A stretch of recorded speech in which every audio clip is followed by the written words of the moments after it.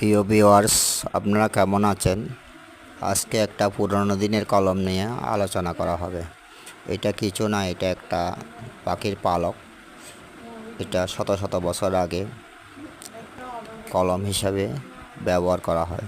এই কলমের একটা সুবিধা, এটা দিয়ে কোনো কিছু ড্রয়িং করা যায়, আবার লিখেও যায়। এখানে প্রাকৃতিক কালি হিসেবে আমরা ফুলের রং, পাতার রং, মাটির রং এগুলো ব্যবহার করতে পারি। এটা অনেকেই ব্যবহার করতো আগে, এখনও কিছু কিছু ব্যবহার করতেছে। হঠাৎ করে আমাদের কলমের দরকার হলে আমরা এই প্রাকৃতিক জিনিসটা ব্যবহার করতে পারি, খুবই স্বাচ্ছন্দ্যে ব্যবহার করতে পারি, খুবই কম খরচে। এটা আশা করি আপনারাও এটা ব্যবহার করবেন। আশা করি ভালো লাগবে, কয়েকশো বছর আগে ফিরে যেতে পারবেন। ধন্যবাদ।